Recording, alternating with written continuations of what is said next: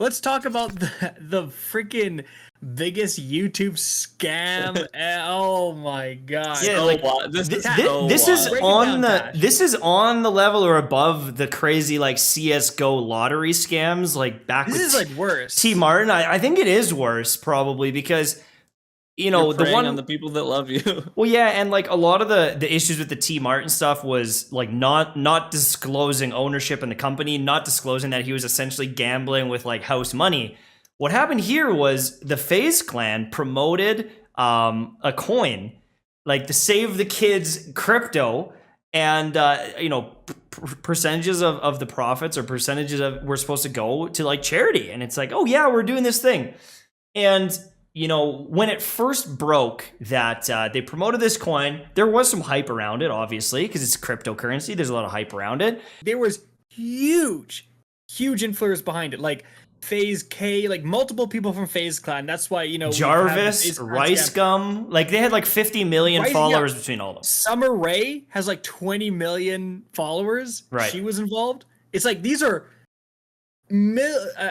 probably touching like 50 plus million total like subscribers and people they influence. Like this is a huge deal. Yeah, and Right. like the thing is if a brand wants to work with these people, like they could get $100 grand to promote any product. Like they could just give them crazy amounts of money and it'd probably be worth it.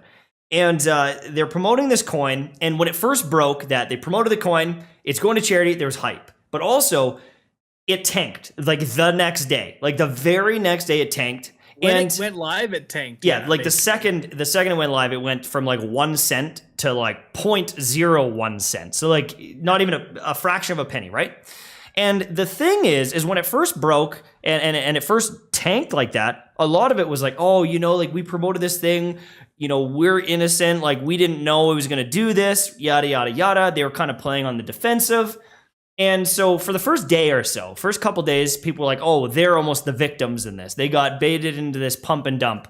But then it turns out that FaZe was part of the pump and dump. They knew 100% about the pump and dump. So when a lot of these coins go live, they have these anti-whaling measures. So what it means is if someone who owns the coin or is one of the creators of the coin has like 30 million or 30 billion of it, they can't just dump it automatically because then it would tank the price. And so typically there's these whaling measures where you can only sell 1% or 3% of your portfolio per day. So if you want to try to liquidate it, it's going to take you a month to liquidate all your funds or even longer.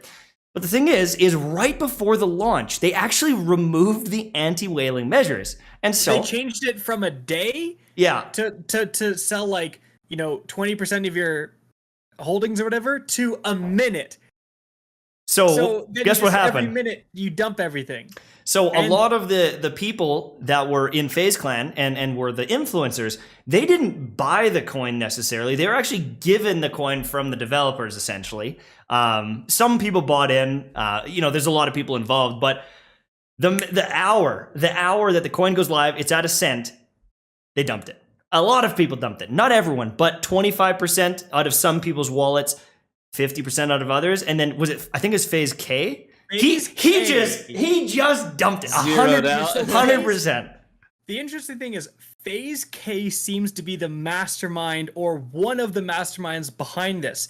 Not only did he dump all of his Save the Kids coins in like the first 24 hours, heck, he was dumping it like as soon as he possibly could, but they actually tracked his wallet, like his cryptocurrency wallet, and found that almost every single cryptocurrency he promotes, he dumps immediately. He's like, oh yeah, Moon Coin. He basically makes the ad the second it goes up on his Twitter and the price goes up a tiny bit, he dumps every single like bit of coin he has. Mm-hmm. So this guy is knowingly scamming his audience. It blows my mind because abuse of influence. FaZe K has over 6 million subscribers, knowingly scamming his audience by inflating the price of these cryptocurrencies just before he personally profits and dumps them. And yet people are more concerned that I make an intro over 30 seconds long. Like this is the thing. Like, it's like, brother, Reddit, like get over the intro thing and get on the actual freaking scammers ripping off everyone. Like I can't believe what people's like priorities are on YouTube. But it's like, how is this guy have 6 million subscribers? Like, how would anyone who knowingly scams his audience over and over and over again, causes his audience to lose money, he's like still doing fine on YouTube? Like, how impressionable, how obsessed is his audience with this guy? It blows my mind. But also, like, what kind of idiot? Like, I'm sorry, but he's an idiot. He is so big that he could get hundreds of thousands of dollars from some of these sponsorships.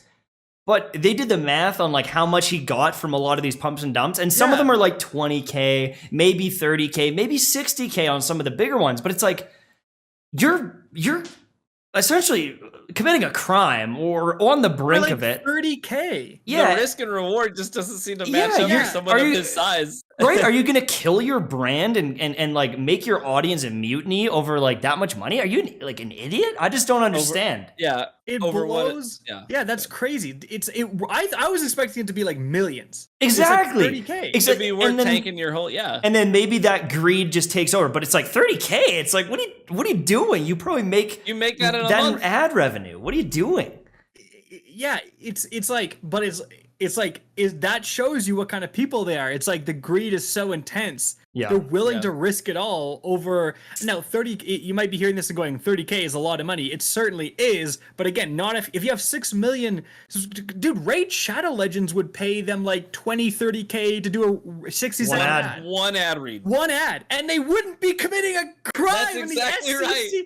SCC wouldn't be on their backs for Raid Shadow Legends. Like, what are you doing out here? And you know, the thing is though is I'm not surprised it's FaZe.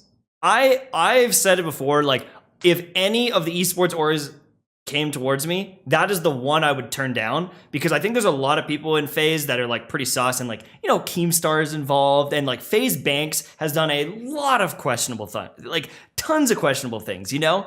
And so it's like, of course FaZe scammed everyone. Like, of course that's the people that did it. They seem very interested in money. They don't seem like they have a whole bunch of morals, and just like the people that are surrounded there, I don't think that they're like shining gem. It's just they're like the edgy gamers. They're really cool. A lot of kids like them, and they abuse it.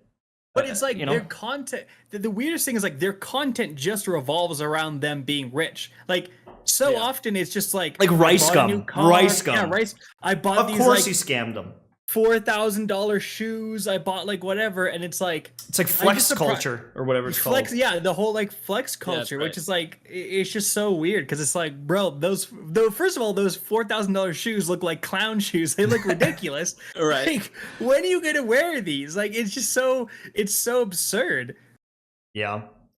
But it's like so someone's gotta say, like, of all the people you could look up to, you're looking up to these like guys who are literally scamming you, like, and hopefully there's a wake up call, because once it's your actual money that you invest and then you like lose, you know, $1,000, $500, and you're like, wow, like this guy, and then this guy profited off your loss. It's not just like you lost your money, or you tried a mobile game that turned out to be bad, right? Someone promoted a mobile game, you didn't like it, whatever. Like, it's like you lost money, and because you lost money, this guy gained money. The guy made money.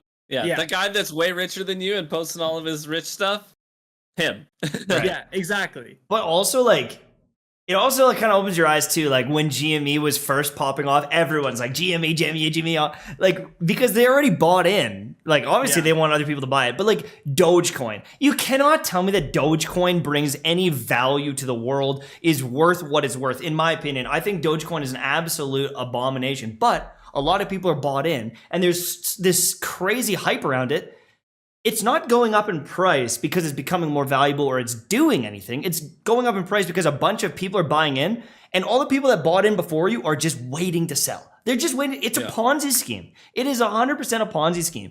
And so it's like, even now I see that and it's like, like, I don't want to bait people into buying Dogecoin because I own some, because it's like, yeah, I'm going to benefit. I'm going to sell it. I'm going to pull that rug out whenever I can and get out. Yeah. And even GME now, there's so many people bag holding on GMEs. The second it goes up again, they're going to be like, hey, everyone else, buy GME. Let's go. Right to the moon. And then they're going to get out because they're like, finally, I could break even on this thing. Yeah. I mean, at least though with GME, the people that suffered was like Melvin Capital and the hedge funds, which it's like, oh, boo-hoo. It's like did someone lose all their hedge fund money? Oh, so Fair enough. It's a very interesting story, but it's like I feel like it is such a scam, and it's such an obvious scam. Like the changing the whale, the and this is in the code, right? This is like when you are gonna launch a currency, you can have like a test currency. And there's a great video by this CoffeeZilla guy who kind of explains it. But you have like a test version to make sure it's actually functioning. And the difference between like the test version and then a couple days later the real version was the change to the whale part where you could sell off everything. And the developer was like, they told me to do this. So it's like, there's your smoking gun right there.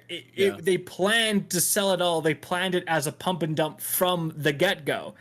So like that is a pretty big thing. And you could have the SEC looking into this and these people getting, I hope, jail time. For the love of God, like, you give jail time to someone who, like, you know, steals an apple inside of the. It's like, give the jail time to Faze K, dude. This guy's scamming people out of like their livelihood. Yeah. Speaking of Squad hasn't been back since a couple of them went to jail. It's like, you know. Who? Yeah. Remember Lizard Squad when they were hacking like, everyone. They were DDoSing like major companies, whole studios, and then they moved on to like big corporations and were taking their whole networks down. And then what they decided is like, okay, let's get the FBI involved. Let's send a couple of them to jail. And sure enough, a couple of them went to prison. And guess who's never been back? Yeah. Lizard Squad. Yeah.